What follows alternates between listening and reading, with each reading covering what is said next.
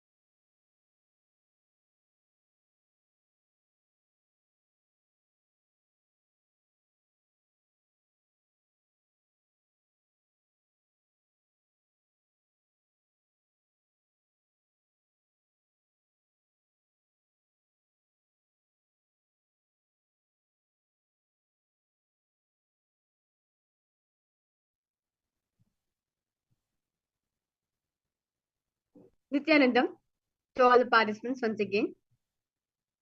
Yes. So I request all of you now to settle down in your mats with your settle down in your mats, as we now will be starting with the next set of sequence, which is the Dvitiya Vinyasa Krama. The first asana of this beautiful sequence is Yathasana Nishtasana, where sit in a posture that brings ease to your physical and mental space. Bring your hands to the Bindu Mudra with your index and thumb. Yathasana Nishtasana.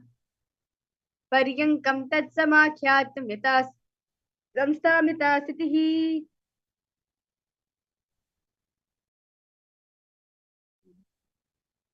Next asana is Samasana.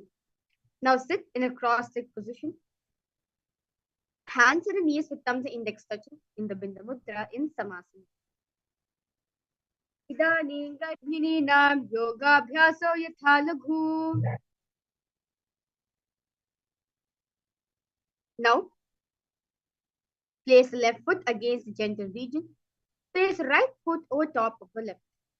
Hands facing downwards on top of the knees. Gaze at the nose in Muktasana. Nipidya sivanim sukshmam dakshinetar gulpatah. Now, maintain same position as Muktasana. Switch the gaze to the third eye in Siddhasana. Sthanam mamachendriyo chaladrisha prashyam bhruvorantaram. Now, maintain same position as Siddhasana. Switch the gaze to the ground in front of you and engage the Mahamudra Bandha in Siddhasana. Vavapadiki yedi jano sivanimadi tasako dhano. Now, keep the legs in same position. Rotate the hands on top of the knees in the Bindu Mudra. Switch the gaze to the third eye in Subramanya. Vamacharna paridachana rakhe ek jugati asa vididakhe. Now, maintain same position as Rudrasana 2. Switch the gaze to the nose in Santadanasana. Asana kaugana manaki chanchalata mita. Now, maintain one heel on top of the other. Bring the hands to the navel, cupping one palm over the other, resembling a lotus flower in the Samputa Mudra. Siddhasana 2. Rujikaya samasinaha siddhasana mudiratam. Now, keeping the legs in the same position. Bring the little fingers beneath the bottom lip. Ring fingers above the upper lip. Middle fingers closing the nostrils, index over the eyes, and thumbs closing the ears in the Shanmukhi Mudra in Bandhayoni Asana. Yatra madhye mahadeva bandhayonya now. Now, place one foot on the thigh, another foot under the opposite thigh. Touch the thumb and index finger together and place them on top of the knees in the Virasana. Ekam padamate kasmin vinyasro samsitaha itarosmin tata choram Virasana mudiratam. Now, place the left heel on the right side generative organ, toes under the thighs, and right foot on the left thigh, toes by the knees. Hands on the knees, thumbs and index touching in the Bindu Mudra, gaze at the third eye in Valmikasana. Daba pagaki pagathali punedihe joya. Now, keep the legs in the same position. Switch the gaze to the nose in Yoni Mudrasana. Bhavapadiki pagatali jahima hili kori. Now, keep the feet and hands in the same position. Switch the gaze to the third eye in Yoni Asana. Yonyasanam parvatena yogam yoga phaleṣhu. Now, sit and bring soles of feet together, holding with both the hands. Bring the knees down. Bring the knees towards the ground. Gaze at the nose in Bhadrasana 3. Gulpo chuvrachanasya daha sivantyah pashva yokshipet. Now, remaining same position, relax your left hand on top of your left knee and press your thumb against the roof of the mouth in the Hechara Mudra, gaze at the third eye. Now with your right hand, cover your mouth and close the left nostril with the index finger. Inhale to your right nostril, close both nostrils, hold your breath, and exhale through the left and repeat this on the other side in Aghorasana. पूर्व कहो विष्ट का जोई वाही विधियो कीजे सोई. Now, bring the feet together. Now, remaining the same position. Place the elbows on the heels. Rest the chin on the palms. Gaze at the nose. Engage in the Uddiyana Bandha in Kaneri Pavasana. Gavali Pavasana Kashyo He Jaise Yahu Mem Jane Vidite Se. Now, sit with knee raised. Arms between the thighs and the calves. Interlace the fingers in the Parsha Mudra. Lift the feet off from the mat in Parasana.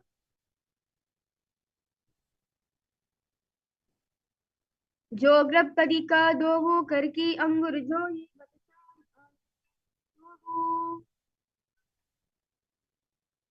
Now, interlace the fingers around the feet with soles together. Toes I grew up in the throat. Heels touching the chest. Chin on the hands. Gaze at the nose in Gopi Chandasana.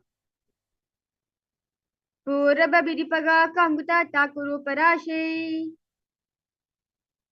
Now, remain same position. Insert the hands underneath the legs. Hold the feet with interlocked fingers. Bring the feet up to the chest. Bring the head down. Touch the chin to the soles. Gaze at the nose in Udarasana. Dovu Pagatali Sampudathane Ubay Hastaki Urdahitane. Now, sit with feet together, arms under the legs. Raise up the feet to your face. Fingers interlocked, palms over the forehead in Vishishtasana. Dovu Pagatali Jodi Sampadakare Hada Dovu Pagabichi Anitale.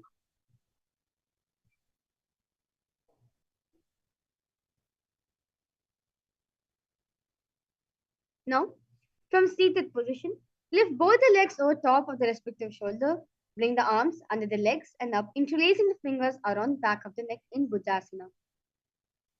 Sirasaram tu Vigneyam Kakshasaram Param. Now, maintain a seated posture, raise legs up. Bring the elbows under the knees and wrap the arms around the back. Palms clasped in the Shambhi Mudra, gaze at the nose in Kalyanasana. Dovu hadu gamicha ane tinuko goda nichaitane. Now, with right knee on the mat, place right foot flat and place perineum on the raised heel. Now, raise the left leg over top of the right and bring the left heel to right hip. Place the hands on the opposite knees in Sankatasana.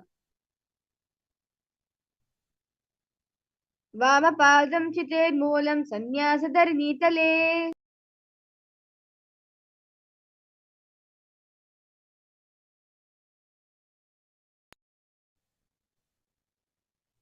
Now, from Sankatasana, slide the left heel to right hip. Keep the right knee on top of the left. Place both the hands on the right thigh in Dhenukasana. Anusagi Nagara Pancham Vrishilam Dagalyambi. Now place the right foot on the left thigh and place the left foot on the right knee. Bring the left hand behind the back and hold the right thigh. Place the right hand on the left thigh. Twist the body, gaze at the third eye in Machandrasana. Vamajanga Paridachithane, Vamahasti Pishtidishane. Now from Machandrasana, untwist and hold onto respective big toes. Lean your forehead so it touches the ground and chest should touch the knees in Machandrasana too. Pratama Jimano Charno Joyi Vamajanga Parirake Soyi. Now, making the feet in the same position, interlace the fingers and place them on top of the knees in Guru Asana. Uramolya Padasya Kanishtika Pradeshe. Let's now repeat Sankatasana on the other side.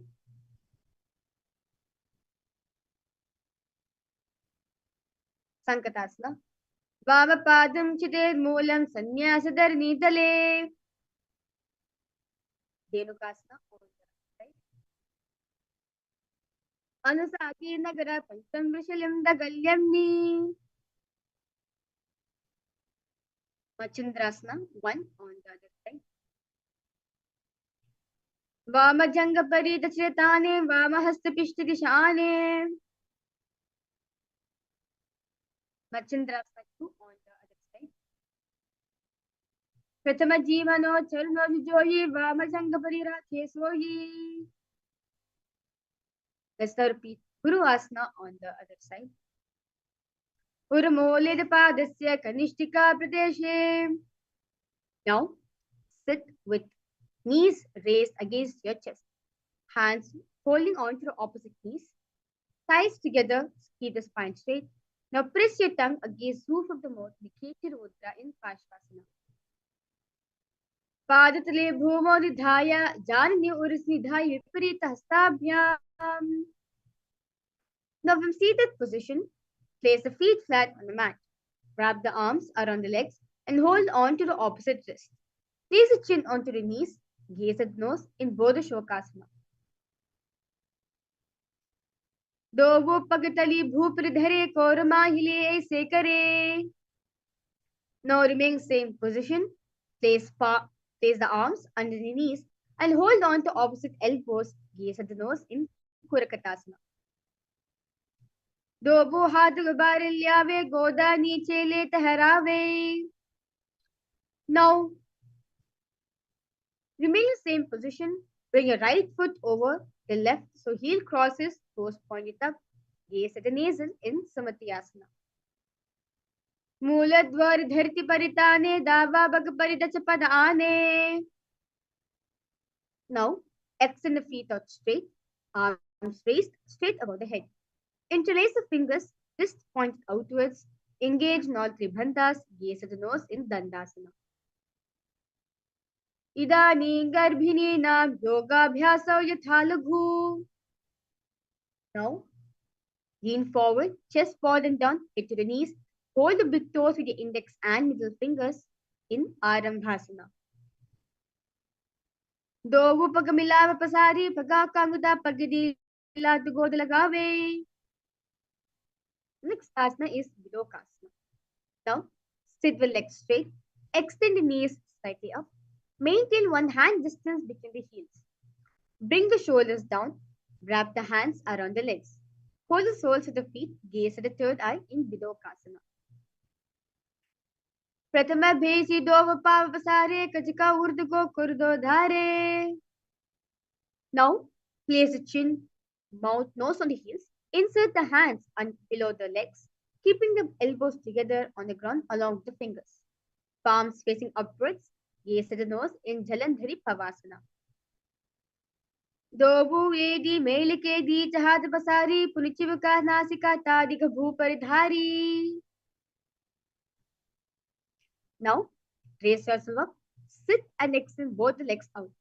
Lift one foot behind the neck, lean forward and down as in Paschimottanasana. In Urdhva Paschimottanasana.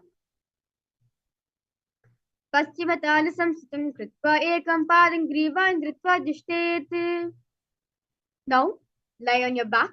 Left hand holds the foot from the top, straighten the body, gaze at the nose in Anantasana. Uttan shaini ekam payi grivayam vinyasya. Now from Anantasana, rest on the elbows of the hand holding the foot. Gaze at the nose in Ankushasana.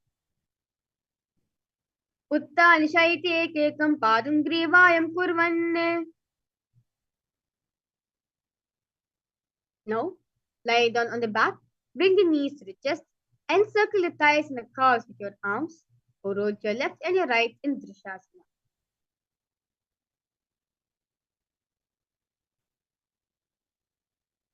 Uttan Shailam Jani Hridevastamba Jhanga Saiturani. Now, let's now repeat Urdhva Paschimottanasana on the other side. Paschimottanasam sitam kritva ekam padam grivan dhritva jushtet. Anantasana. repeat it on the other side. Uttan shaini ekam payi grivayam vinyasya. Ankushasana on the other side. Uttan shaiti ekam padam grivayam kurvanne. Next asana is yoga nidra. Now lie on your back. Lift the legs one by one up behind the head. Hold the hands behind and back. Gaze at the nose in yoga nidra. Padabhyam veshte kantham hastabhyam prishtabandhanam. Now, while laying on your back, raise the legs towards the head.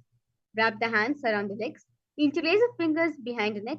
Gaze at the nose in Atma Ramasana. Pratama Sudo Sove Pagu Uche Agane. Now, bring the knees to the chest, soles facing up. Extend the arms sideways in Shambhu Mudra. Gaze at the nose. Sorry, gaze at the third eye in Kochikasana. दो हाथ चिरसा करे तीनों शोभे से पाकरे. Next asana is Jatara Pravritti 1, 2 and 3. This is a sequential asana. First, lie on your back. Bring the knees to the chest and arms reach to the sides at the shoulder level. In Jatara Pravritti 1, keep one knee bent, twist and bring to the ground or the opposite side and keep the other leg extended straight. In Jatara Pravritti 2, keep both the knees bent to one side. In Jatara Pravritti 3, keep both the legs straight to one side. Head looks in the opposite direction. Jatara Pravritti asana. Parividhik kukshibhage tadahi parikirtitaha. Let's now repeat Jatara Pravritti 1, 2 and 3 on the other side.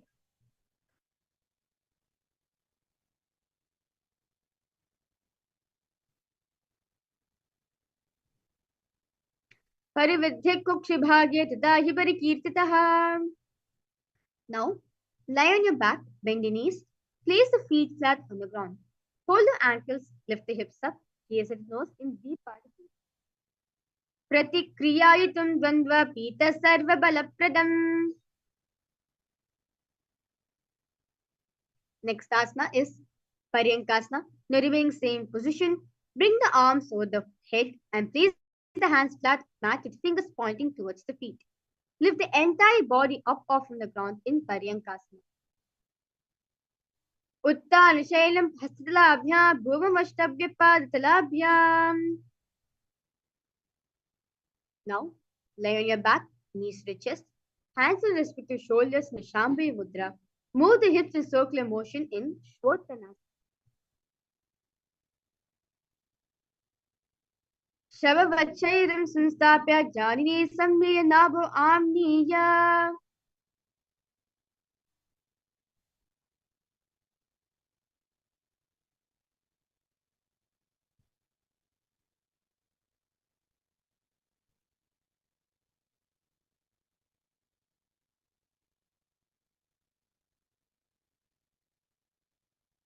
Next asana is Viparita Karini 1. Now lie supine, place the hips and legs up. Elbows and hands extend in the mat below. And move the legs around and around in Viparita Karini 1. Bhutale Shachiro Dhatva Kenaye Charanadvayam. Now, remain same position. Stop the movements of the legs in Viparita Karini 2. Karani Viparithakhya Sarva Divyadhinashini. Now, lay on your back. Lift the hips. Take the feet over the head, toes on the floor. Hands stretched on the ground, palm clasped in the Parash Mudra in Langalasana. Narakasne Stitva Nasika Pradeshe Bhumo Pada Prishte. Now remain same position. Hold the toes in Shayita Paschimottanasana. Tanam Shayita Purvita Shayita Paschimottanakam. Now remain same position. Spread the toes out wide and hold the big toes in with your index and middle finger in Supta Konasana. Parividhik kukshibhage tadahi parikirtitaha. Now, hold the ankles, keeping the knees straight in Chakrasana. Shavasanasadau padau kuryan mastakafarau. Now lie on your back.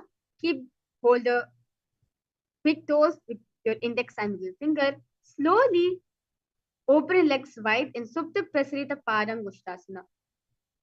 Uttalapadam Krauncham cha Marichim Veerabhadrakam. Now bring the legs together in front of you in Supta Padangushtasana. Uttalapadam Krauncham cha Marichim Veerabhadrakam.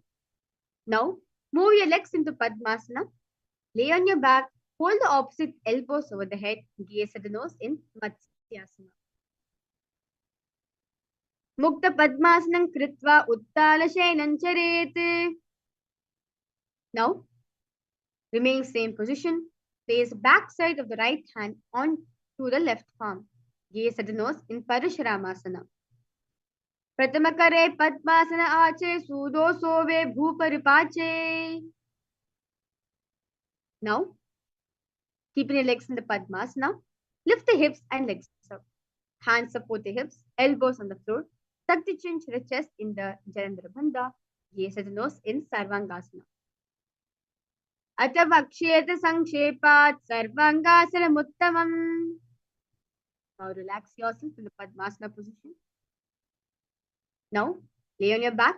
Place one foot on the opposite thigh. Lift the other knee towards the head. Extend both the arms straight and hook the fingers forward. Gaze at the third eye in Vrishchikasana. Pratama Sudho Sishikesiki Sandhisudakhe. Let's now repeat Vrishchikasana on the other side. Pratama Shaino Sudho Sishikesiki Sandhisudakhe. Now lay on your back and interlace fingers around the neck in Parashmudra. Lift both the feet off the ground and extend one leg straight and other knee to the chest. Start alternating, extending and raising the knee again and again in Vrishapadik Shepasana. Uttalashelim Kritva Anulombihi Kandarambatta Kurpuro Militvaditam Bena.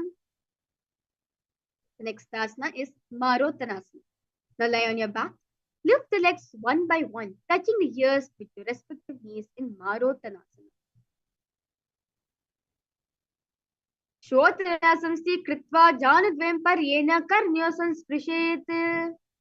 Now, place the soles of the feet flat on the ground. Stand up, then sit back down in Trikasana.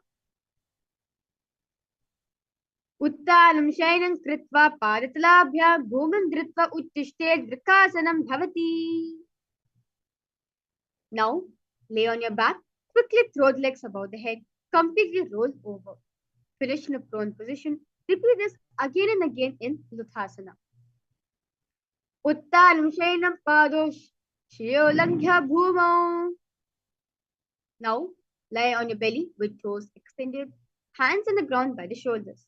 Contract the lips, making a sound like a flute, whistling while inhaling in Saratasana. Nuja Shailam Kritva Nabham Bhumau Nidhaya.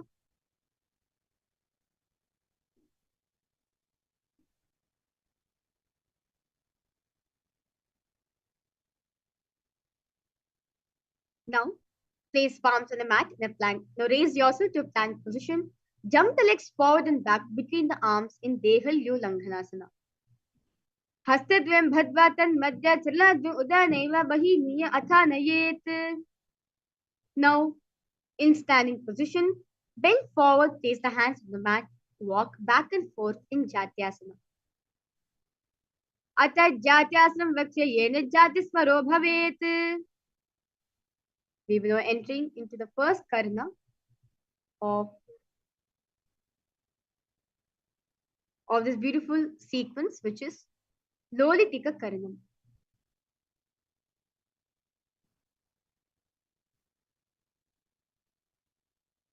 Now, stand with knees bent and feet pointing outwards. Bend the elbows and keep the hands at the chest level.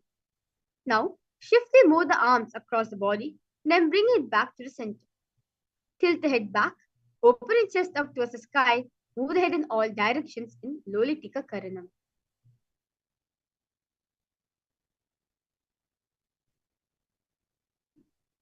Now, stand tall, arms touching the thighs in Sarpasana. Atha Sarpasanam Vakshe Vayupanaya Kevalam.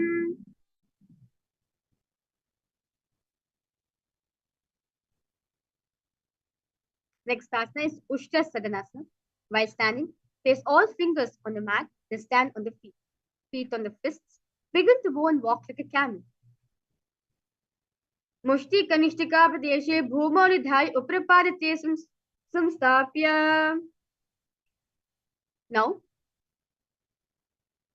remain same position. Begin to move and walk like a horse in Ashvasana. मुष्टि कनिष्ठिका प्रदेशे भूमौ निधाय उप्रपादले संस्थाप्य. Now, stand straight with feet together. Interlace the hands behind the back and pull them down towards the calves in phaleṣhu.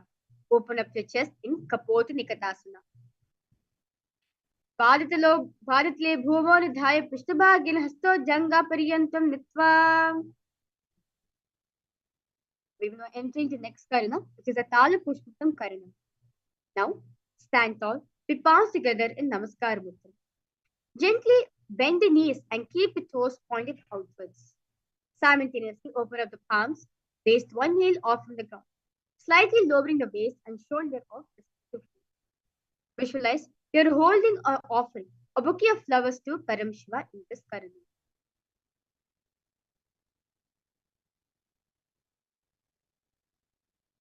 Now, stand tall, bring the palms and forearms together, forming a horn of a rhinoceros in Khadgasana.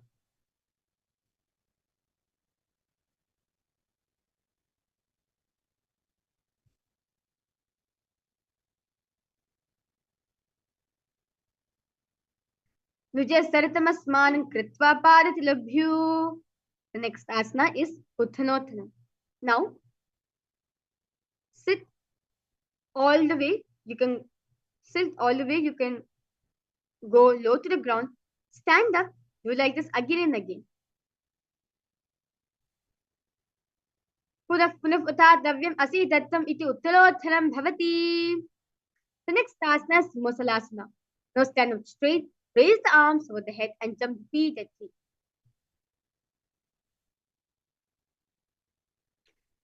Saral Siddha Udam Bahu Nayet Varam Varmadam Kritva Nayet Musalasanam Bhavati. Now, from standing position, pull the soles of one foot towards your belly. With the other leg, sit down and stand up. Alternate both the sides in Uchirshaka. Hastadvayan Dritva Tishtet Uchirshakam Bhavati. We will now enter into next karana, which is the Pashujana karana. Now, stand and keep one leg slightly bent with toes pointing to the side.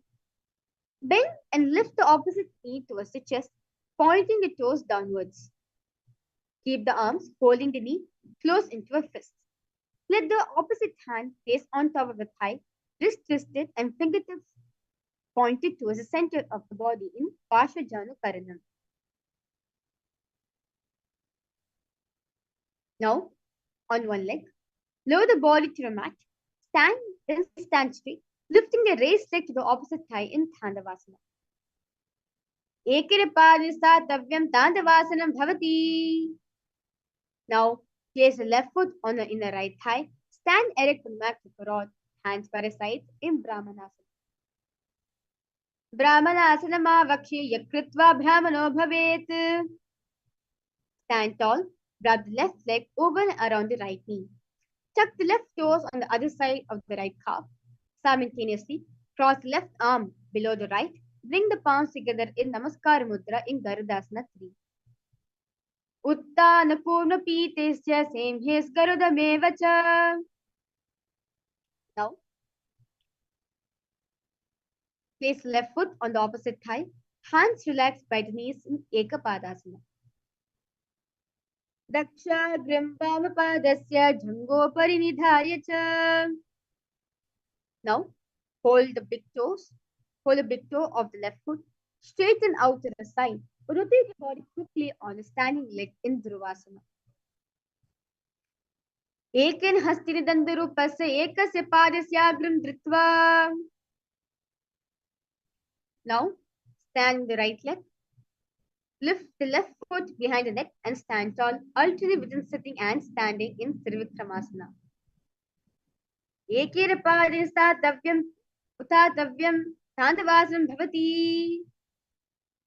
Let's now repeat the phaleṣhu janakaranam on the other side.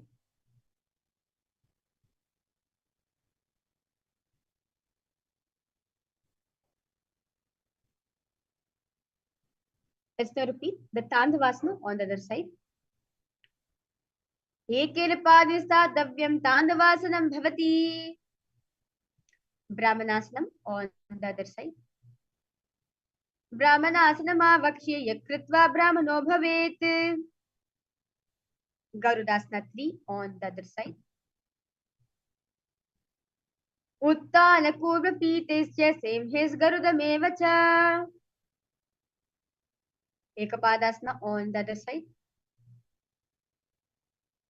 Dakshadhyam vamapadasya jhango parinidhaya cha.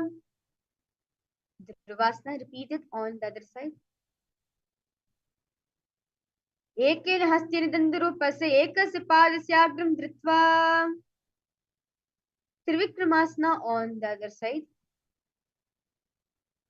Grivayam pasan stapya statavya utatavyam trivikramasanam bhavati.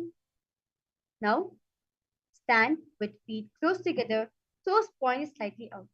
Keep both the hands to the sides of the body and relax your whole body completely in this Samanaka Karanam.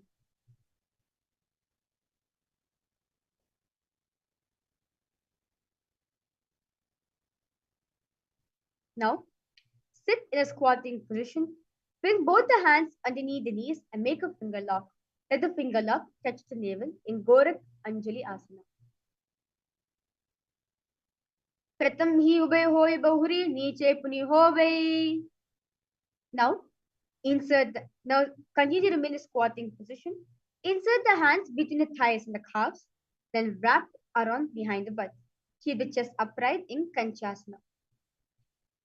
Urumadhyadhasto nivashritam bandritva. Now, continue to sit in squatting position. Hold the hands at the back and sit upright. Gaze at the navel in Bhairavasana.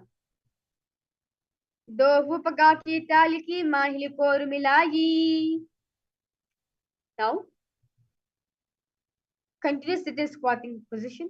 Bring your elbows up and close to the head and palms joint over the back facing downwards. Gaze at the nose in Varahasana.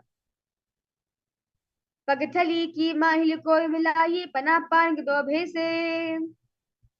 Now, bring your hips to the same level as your knees. Let the fingertips touch the mat in front of you in Tripatasana. Ata uttasana nani pashni dvyasam nilastitva. Now, place hands on a mat with fingers wide. Place your knees on the back of the arms. Eyes falling down slowly. Lift your feet off from the mat in Bakasana. Hastabhyam rivashtabhya janadvarnavo sammilya.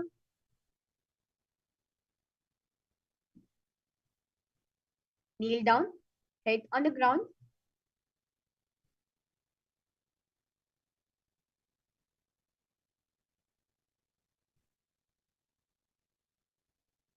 Palms spread for support. Raise the body on the head. Legs into Padmasana in Shushtanga Kapali Asana. Asana Kaugan Kapala Acho Hoyi. Relax yourself. Sit down between the feet. Let the heels come outside of the hips. Hands on the knees. Sit straight. Gaze at the nose in Guptasana. Jano vorantare pada krutva pada ucha gopayet. Now, hands on the ground. Fingers are spread out wide. Lift the body up straight in Vrikshasana 2. Sapta Chakraksharanaya Vrikshasana Visheshakane. Now remain in the same position. Switch the gaze to the third eye in Shibhuasana. Dovo Pagajodi Mahi Gulpa Milayi. Now from Asana, jump the legs back into hands and the feet. palms by the chest, palms by the chest, body pressed off on the mat. Push the body up and down again and again in Matsyasana 2. Vijam Shailam Kur Purva Pasha Bhagaya Murda Kritya. Now, lie prone on the belly, hands on the hips. Extend legs jointly and pointed toes. Lift the chest to your left and your right like a snake in Sarpasana 2. Vijam Shailam Kritva Hastanitam Samstapya. Now, lie prone on your belly, hands in Padmudra. Hold the chin. Keep the legs straight, toes point together in Niralambana. Karabhyam pankajam kritva tishtet kotvaraya shutihi. Now, lie on your stomach. Raise hands flat to the mat in front. Straighten the arms and bend the knees. Bring the feet towards the upper back. Lift up the head and the chest in Chakrasana. Adyasana stitva astatalabhyam bhumashtabhinuya chakrasanam bhavati. Now, sit on your knees. The top of the feet flat on the mat. Bring the butt onto the heel. Stretch the arms in the front. Palms facing downwards. Place forehead on the mat in Vajrasana. Idanim tadvinina yogabhyasau yathalahu. Now, raise yourself to kadāchanaḥ position. Alternate striking the ground with your hands in Veshasana. Gajasana samsito ekekam bahum bhumo tariyet Veshasanam bhavati. Now from Atyatra, lift leg into the hand. Slowly, inner forehead to ground. Gajasana samsito padadvayam mantrikali kritya mastikena bhumi spishet Ajeyatva bhavati. Now, sit on the heels, legs together. Place the hands on the respective knees. Keep the spine straight, gaze at the nose in Dhanantarasana. Purava vidipasisya panashara modi. Now, interlace your fingers in front and behind you. Stretch the arms forward to the sides and back. Give a massage to various different joints and muscles in Angamotana. Hastayor Angulir Bhadvat, Hastayor Madhyat Sarvanganushka Shayitya Tushtet. Now, sit on heels in Vajrasana. Feet turn out to side. Tie the knees on the ground. Keep the spine straight, hands to the knees in Garudasana. Jango Rubhyam Dharam Pidya Sthirka Yoga Januna. Now, sit with legs folded back, knees wide, front of the buttocks to the ground. Hands holding on to respective ankles. In Ananda Mandirasana. Atavakshe Veeranatha Ananda Mandirasanam. Now, spread the knees out wide. Sit on the ankles, hands under the knees, gaze at the nose in Madhukasana. Prishtam Sampida Gulbhabhyam Jangange Savalayakritihi. Now, keep the toes on the mat, heels up and together. Place perineum on the heels. Place the palms on the ground and keep the fingers wide. Gaze at the nose, stick out the tongue and exhale in Narasimhasana. Dovu panapani hoye vesi, yeji mira godani vesi.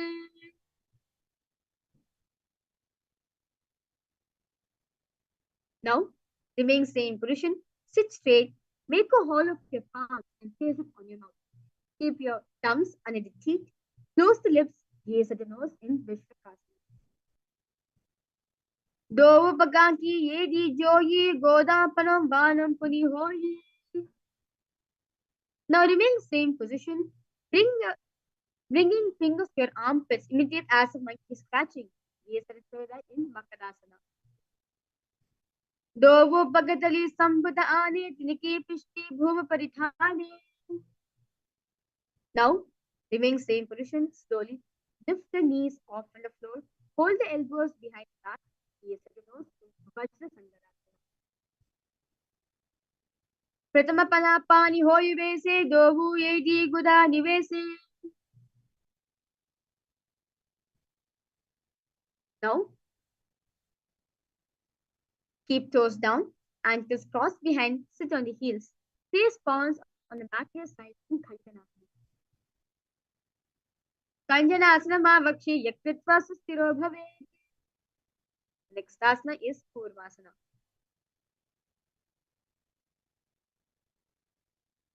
Now, with toes flat, cross the feet and place perineum on back of the heels.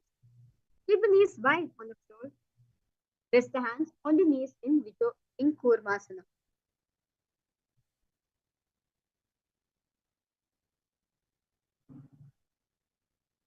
Gulpo Chavrashanasya Adho Yukramela Samahitau.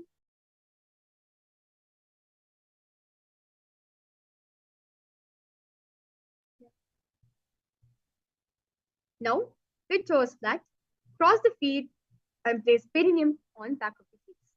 Gaze the nose. Visualize small display concept of Hinduism in your inner space in yoga. Gudam niyamya gulbhabhyam yukramela samahitaha. Now, stand on the knees, cross the ankles behind feet and place it near the opposite knees. Hold the calves with the fingers inside and thumbs outside. Gaze at each other in Vidyogasana. Gona vamna ubay hoyi goda adhara khedoyi. Now, in kneeling position, bend backwards, hold the ankles with hands. Keep the arms straight, push the hips forward, tilt the head back in Shavasana.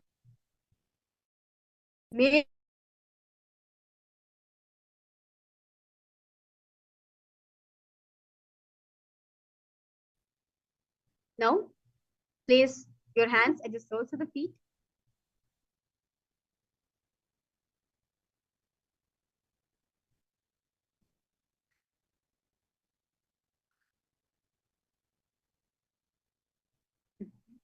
Now place hands on the soles of the feet. Slowly lean back. Bring your elbows and back of the head on the mat. Gaze at the knees in Jobu edi sambhare sole mulat paritari dhere. Now, use support of your hands and feet. Rise up. Lean back. Remain the same position. Rise up. Lean back and touch your back to the ground. Do like this again and again in Bharathasana. Jangra bhugo nidhaya dharna urdhya samstapya. Now from Virasana, raise the hips higher, bring the forearms on the mat, hold the back, bring the head in between the feet in Kapotasana. Meru Dantabradithari Samipadi Subramanya. Now, stand upright on your knees with toes tucked. Hold the arms with opposite hands. Gaze at the nose in Parasana. Jalini bhumo sanstapya hastabhyam bhu parasparam dritva. Now keep the knees together, toes tucked. Lean forward and bring elbows to the mat. Hands holding the head. Rest the head on the hand, heels on the butt in Varahasana. Surya Chandram Vedana Yasana Kachante. Now, kneel down. Place crown of the head on the mat. Between interlaced fingers, elbows on the mat. Lift knees up and hips high. Raise the body upside down in Mundasana. Adho Mundasana Bhakti Sarvekam Jnanam Sukham.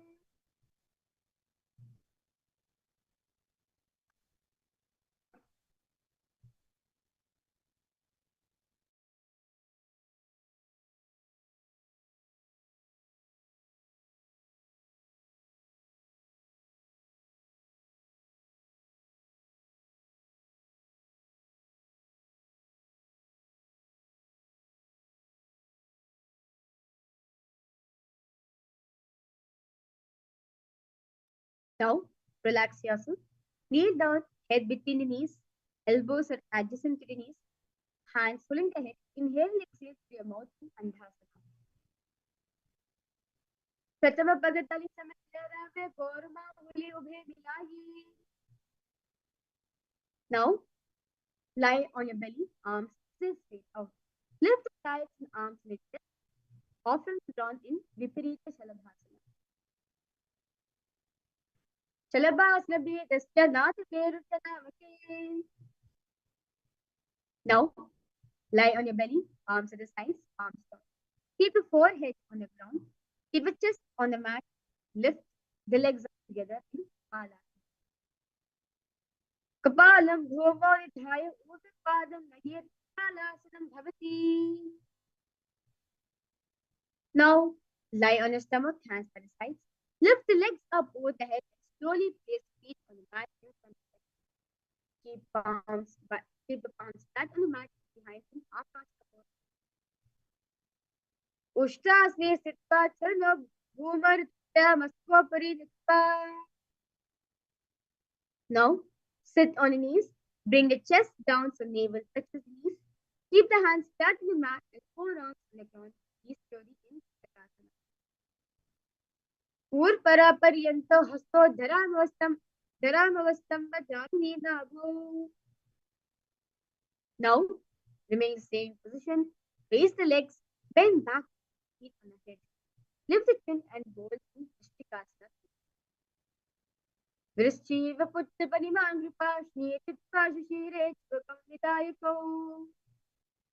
Now, place perineum down on the right. Keep the left foot outside of the hip, hands to the side. Place hands on the mat, resembling a bull in Vrishchikasana. Yamagulpe padam mule vamabhage petaram. Now, cross the toes at the left foot. Cross the toes at the left feet over top of your right. Lift the knees up from the ground. Balance above the mat in Lolasana. Lolasanam sada kuryat vayu lola padhatanate. Just now repeat the Shastra on the other side. Yamagulpe padamule vamabhage bagetaram. Now, place left toes on the ground and sit on the heels of the left foot. Place right foot flat on the ground with the knee raised towards the chest. Palms and respect the knees. Maintain an upright position in Balagunasana. Asana kaguna jalabhikaratayi.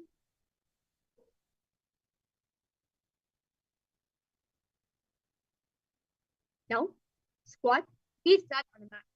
Bring the elbows under the thighs and wrap the hands around. Hold onto the ankles from the outside in Grahasana. Padatile bhuvamasastapya chalumatya. Let's now repeat Balagunasana on the other side. Asana kagana jalabhikaratayi. Now, squat and toes, put heels up and knees off the mat. Place perineum on the heels. Place the hands on the knees. Keep the spine upright in Utkatasana. Yujoski yata udvatano yatasne pasano pari. Now, remain same position. Set the knees wide and hold the opposite elbows behind the back in Vajra Sangarasana. Pratama panapani hoi jaise dohu teti kudani vese. Now, squat with feet hip apart. Hands on the soles of the feet come inside and palms. Arms straighten. Elbows together at the navel. Gaze at the nose in Anilasana. Dohu hat bhuma paritani kahuni tari nagalagane. Now, raise yourself to your standing position. Place back of the hands on the mat with fingers facing towards the body. Step the feet on top of the hands and wrap around the feet like a shoe. Walk around in Padakasana. Hastatila padane kripa dishte gachet Padakasanam bhavati. Now, place palms on the mat. Place both the feet upwards into the air. Then let them fall back down. Go like this again and again in Kukuravana. Hastatile bhuma kritva padaleta urdamutan kritva bhuma patet. Now, place hands on the mat. Place the legs upwards into the handstand. Move around with your hands as we adapt in Viparita Nrityasana. Hastatila abhyam gurvashtabha urdam padagre kurvan. Relax yourself. Now, separate the feet. Place one palm down on the mat, arm straight. Bring the opposite hand to the head. Be stable in Kunjarasana. Atavakshe Mahadeva Kunjarasanam Uttamam. Just now repeat Kunjarasana on the other side. Atavakshe Mahadeva Kunjarasanam Uttamam.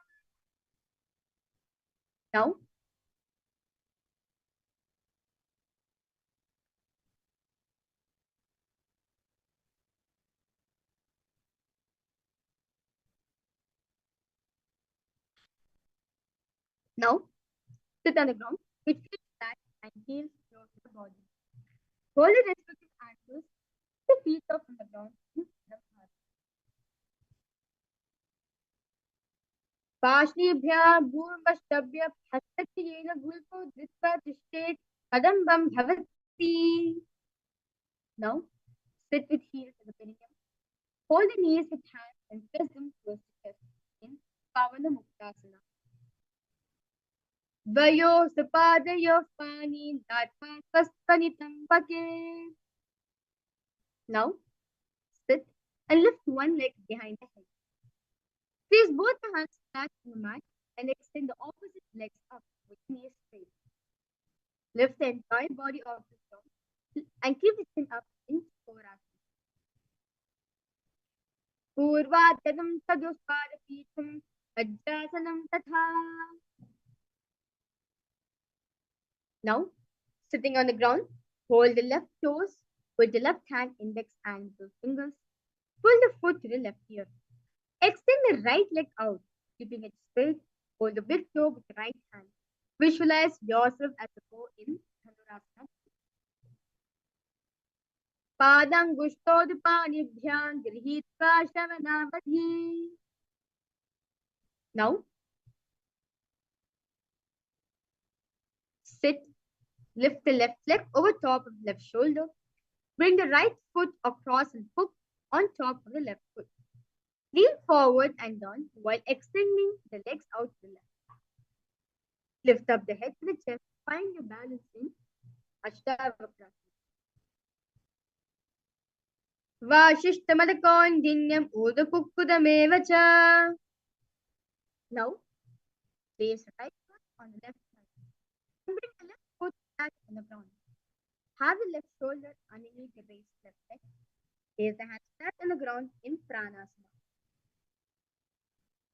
Etat prabhedam vakshami karoti yasachamaraha. Now, place the right foot at the root of the left side. Then the left leg by the side of the right knee. Hold the left leg by the right hand. Twist the body and the legs free in Paramashivoham. Vamor pitadakshapado anor bharir veshtakshudoshunam. Let's now repeat.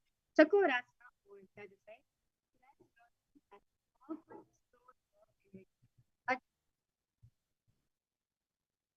Chakorasana. Purvatanam chadushpadapitham Vajrasanam tatha.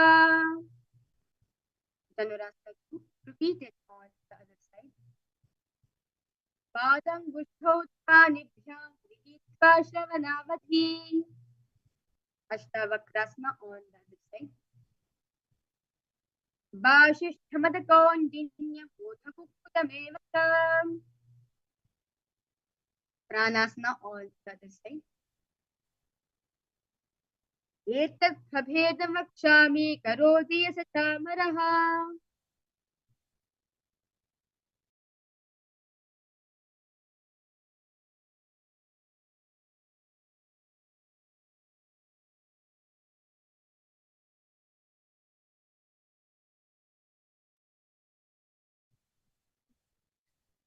Let's now repeat. Paramashivoham on the other side. Vamor mular pitadakshapado janhor barir veshtakshudoshana. Now, keep one leg straight and press the perineum together here. Chest forward and down. Hold your toes. Bring the head towards the knees and Ardha Padmasana. Ekam padam prasarya ekam padastha pashnina. Now, place your left ankle outside of the hip. Hold the soles of the right foot. Lift the leg up towards the forehead. Keep the knees straight. Gaze the nose in front. Vasishtamadakondinna bodhakuktamevacha. Let's now repeat Adpasmatanasana on the other side. Ekam padam prasarya ekam padastha pashnina. Let's now repeat Crown Chasana on the other side. Vasishtamadakondinna bodhakuktamevacha. Now, sit. Now sit it first between the thighs and the calves. Keep the spine straight, palms resting on top of the knees and Shambhi Mudra in Janorvorantare samyak kritva padatale ubhe. Now, keep the feet in the same position. Cover the heels with respective hands. Tuck the chin to tuck in the Chalandra Bandha. Gaze at the top of the Gorakshasana. Jano vorantare paudo uttano vyakta samstitau. Now, bring the left heel to the perineum, right foot on the left side. Close the eyes with the index finger, nose with the middle fingers, ears with the thumbs, gaze at the third eye, meditate on the master in Bhagasana. Vama pashno gudam sthapya dakshagrim vama janghane. Now, place feet on top of the opposite knee. Place hands on the ground, palms facing up. Keep the spine straight, gaze at the nose in Yogasana. Uttano tarno kritva samstopya rijanuno. Now, from Padmasana, place hands flat on the mat beside the body. Press the hands into the mat and lift the body up from the ground in Urdhva Kukutasana. Vashishthamadakondhinyam Urdhva Now, from Padmasana, insert both the hands to the knees and place them on the mat. Avoid lifting up the body. Stay seated on the mat. Gaze at the nose in Siddha Haritani Asana. Pratamam Padmasana ko kare hastado goda samdidhere. Now, from Padmasana, press the palms into the mat. Lift the thighs up to the shoulder, legs off on the mat. Stay above the mat. Gaze at the nose in Hamsasana. Kukutasya stitva skandam paryantam urnitva tishted Hamsasanam bhavati. Now from Padmasana, place hands between the thighs and the calves. While sitting, reach the hands behind the body. Interlace the fingers in the Paramashivoham Mudra. Bring the forehead to the floor. Gaze at the nose in Karmuksasana. Pratama Padmasana ko kare goda sandhi mahi karidhere. Now raise yourself up. Bend the elbows and hold the respective shoulders with your hands in Kurmasana. Bami janga par dachina pava, dahini janga par ba milyava. Now, from remain in the same position, bend the head down, tuck the chin to the chest in the bandha, gaze at the nose in Granthi Bhedasana. Adavakshe Mahadeva, Adavakshe Neelakantha, Granthi Bhedasanam Shubham. Now, lift the head up, lay on your back, bend the elbows and hold the respective shoulders with your hands in Uttana Kurmasana.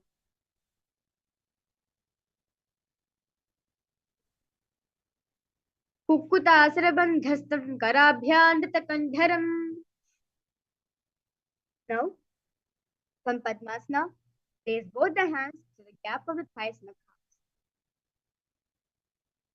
Now, place one hand flat on the mat, hold its wrist, with the other hand, lift the body and hold in Pangu Kukutasana.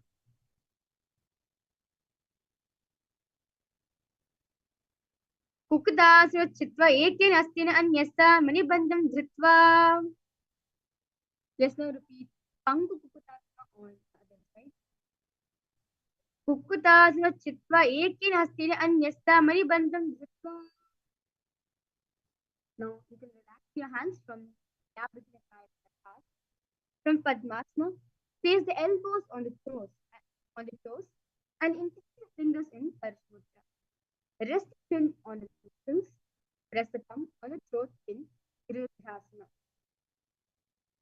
Jano vorantare pado uttano vyakya samstitau. Now from Padmasana 3, remain same Padmasana position. Hold one hand over the other, palms facing upwards. Keep the spine straight, gaze at the nose in Padmasana 3. Uttano charno vidhaya vidiva shakti stitau yogirat. Now, Padmasana 4. Remaining same position. Place palms on top of the knees. Keep the spine straight, gaze at the nose in Padmasana 4. Etat Padmasanam kuryat pranavayopasidhaye. Now, from Padmasana, hook your right hand index and fingers around the right toes. Lift the elbow as if you are pulling a bow back. Move the big toe around. Now place the left hand on the opposite knee, keeping it straight, repeating this on the other side in karmaṇy-evādhikāras. Atanyāsanamā vakshe yoga purakarakshanāt. Now from Padmasana, cross the right hand behind the back and hold the big toes with your index and middle finger. Now inhale through the tongue, straighten like an arrow in Akachandra. As you engage in the Mahamudra Bandha, gaze at the nose in karmaṇy-evādhikāras 3. Karmaṇy-evādhikāras udhare purayat sukham. Now, release the Uddiyana Bandha and the Janmara Bandha. Engage only in the Moola Bandha by clenching the perineum. Lift the chest up, gaze at the third eye in Dridhasana. Urobhyamyopari sthapya padayuktam prayatnataha. Now, from Padmasana, lay on the back, gaze at nose, in the same position in Agarasana.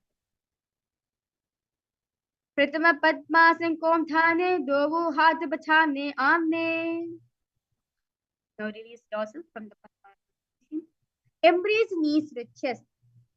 In phaleṣhu mudra, it touches the knees in Kandukasana.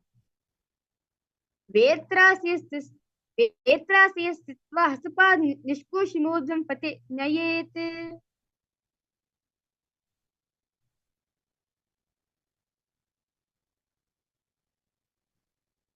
Now, place the soles of the feet on the ground, hands interlocked in the phaleṣhu mudra, face the nose in Urdhva Pravanasana. Pratama Sukdo se Gota Rashi Milave. Now, lie on the back, bend, remain in the same position, place upturned palms under the heels, Sambhi Mudra, lift the hips up in Madhya Pita. Uttanam Shayanam Padatle Uttanahasya Stapayet. Now, raise the hips up. Support your hips with the hands placed at the waist. Elbows by the weight of the body. Chin presses the throat, gaze at the nose in Utthana Shikhipitakasana. Jango Rubhalini Nastit Utthana Shikhipitakam. Now, lie supine, raise the hips and legs up. Elbows and hands on the mat below in Narakasana. Griva Kantena Bhum Vishtamba Padakram Urtamudayet Kartasanam Bhavati. Now bring the hands to the lower back, keeping elbows on the mat. Raise the legs up vertically. Then slowly lower and angle them, keeping your core engaged in Triya Naukasana. Now cover Stitva Uda Pada Giradram Nayet Triya Naukasanam Bhavati. Now keep the upper back on the mat and raise the legs vertical. Keep the legs vertical and hold in Vajasana. Triya Naukava Griva Prishtakur Parehi Bhum Vashtamba Kalakshena Padagradvayam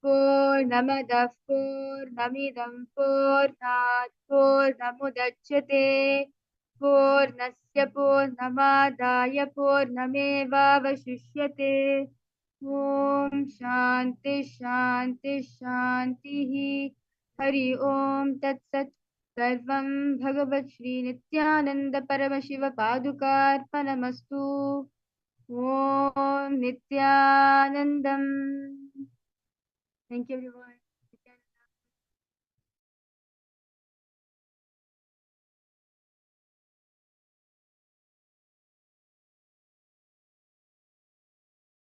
Soham. Om Nithyananda Paramashivoham. Om Nithyananda Paramashivoham. Om Nithyananda Paramashivoham. Om Nithyananda Paramashivoham. Om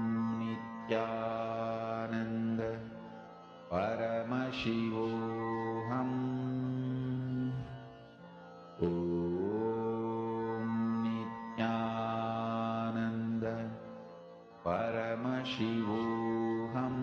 Om Nithyananda Paramashivoham. Om Nithyananda Paramashivoham. Om Nithyananda Paramashivoham.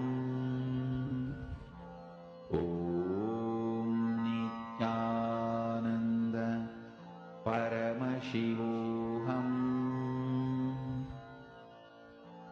Om Nithyananda Paramashivoham. Om Nithyananda Paramashivoham.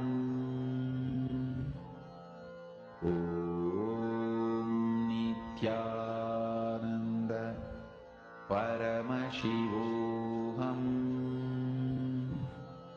Om Nithyananda Paramashivoham.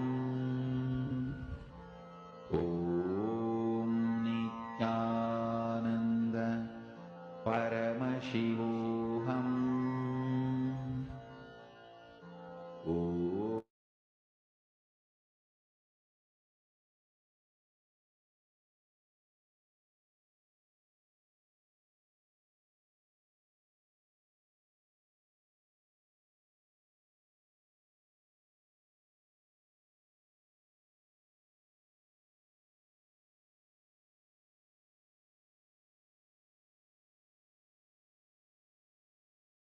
नित्यानन्दं सुखदं केवलं ज्ञानमूर्तिं द्वन्द्वातीतं गगनसदृशं तत्त्वमस्याधिलक्ष्यम् एकं नित्यं विमलमचलं सर्वदी साक्षिभूतं भावातीतं त्रिगुणरहितं सद्गुरुं तं Namami. Nithyanandam to all the participants who are here with us. I hope all of you had a great, intense yoga. How was the yoga for all of you? And we welcome all of you for this very, very exciting day today that we're all having. Welcome to all the participants joining us from all over the world. And for many of you, it's morning, afternoon, evening. So whichever time zone you're joining us, whichever place you're joining us from, we welcome you all warmly for today's program. Today, what you're going to be learning is going to be an important sacred secret, a life lesson. This secret mantra can make you successful in every situation of life. Whatever be your situation, this powerful technique, what we are going to be learning today, is going to be helping you through all of those situations. Today, what you're going to be learning is going to be the sacred secret of how you can experience success in life. What will make you successful in life? Absolutely. Actually, today you're going to be learning 3 important secrets that can make you literally like as Bhagavan Subramanya, how to be invincible forever. No matter what kind of attack and what kind of situations Swamiji had to face, nothing ever should stop Swamiji from being successful. Nothing could ever shake Swamiji. Right? What is that secret? The power in his inner space. Today we are going to be decoding that, learning about that, and you're also going to be understanding about how you can be successful forever. And one more thing I just wanted to share with all of you. Yesterday we all did that homework. How many of you finished the homework? Who are all the internal enemies and the external enemies, according to you, that you want to get rid of? How many of you have written that? If you have written, please could you take a moment and post it here in the chat. If not, I request all of you to sit and write it down. Because today we are going to be working on how you can overcome your enemies or conquer your enemies and be ever victorious. The inner enemies and the external enemies, both. So now first, because we all had just done the yoga, we're going to be starting with the round of power manifestation. And every day when you start with the power of third eye, you're going to be in a space to receive the initiation. You're going to be preparing. See, every day through yoga, you prepare the body. Through listening to powerful cognitions, you prepare your mind. Through power manifestation, you prepare your whole being for initiation from Swamiji. And each day, we have all been experiencing, we've all been manifesting so many different powers. And whenever we start with third eye, you are literally preparing yourself, to connect with Swamiji and to experience the power of third eye, which will prepare you literally to receive all the higher powers today through the day. So, shall we all start manifesting the power of third eye? And Nithyanandam to all the participants that are sitting here with us on YouTube and Facebook. Nithyanandam to all of you. Let's now get started with the first round of power manifestation. Every day, as you keep doing this power manifestation more and more, it will help you tremendously to be able to adapt. Once you start mastering, this will help you in various aspects of your business, your career. It is going to be tremendously helping. Now, please, can I request all the participants to first stage? And I request all of you to please blindfold yourself. Everardo Alfaroya, Vishwanathanaya, Nithyanandam, Pavan Kataraya, and all the bodies of Parashwari, my stuff, my Yogananda Rupini, Nithyanandam, my Yogananda Rupini, my Julie Silla, KAILASA Toronto. Nithyanandam, can I request KAILASA Toronto to come on camera, please? Ma Nitya Saralananda, Ma Chunyu,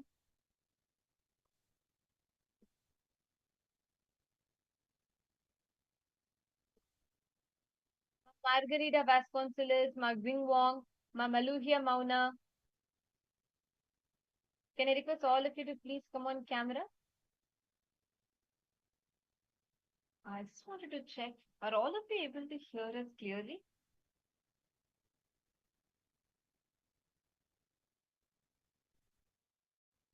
If you're all able to see us and hear us clearly, please put yes. Nithyanandam, are all of you able to see us and hear us clearly? If you are able to hear us clearly, can I request all of you to please put yes in the chat? All right. Okay. So,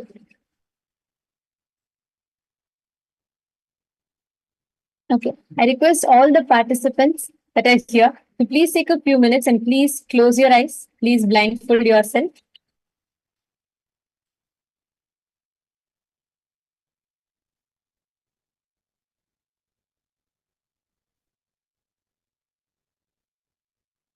Completely cover your eyes with an opaque cloth.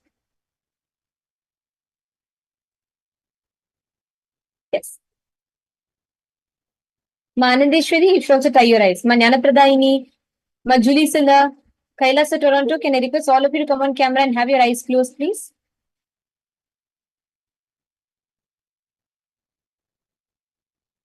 Okay, so now we're going to be projecting an image for all of you. And I'm going to be requesting all of you to scan through the third eye, identify what that image is.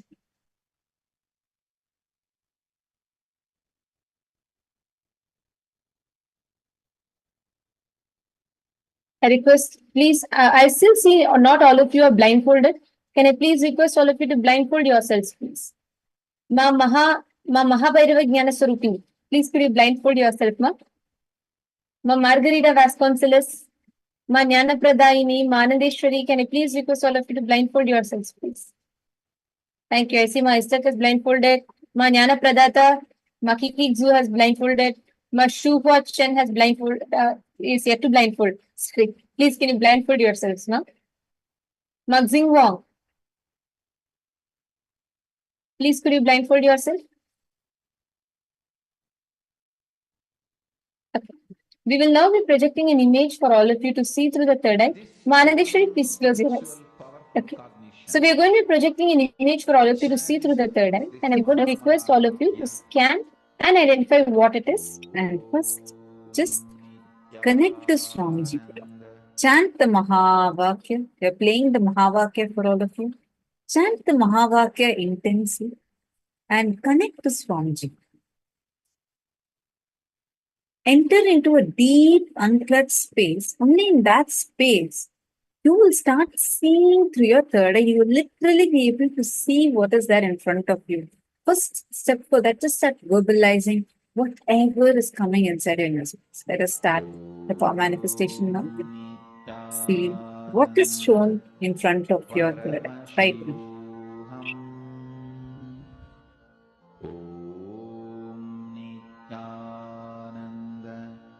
Paramashivoham Om Nithyananda Paramashivoham Om Nithyananda Paramashivoham Om Nithyananda Paramashivoham Om Nithyananda Paramashivoham Om Nithyananda Paramashivoham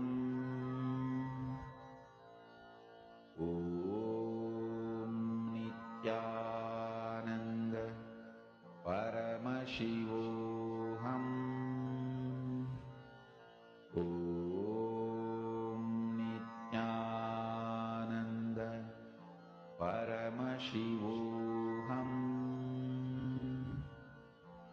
Om Nithyananda Paramashivoham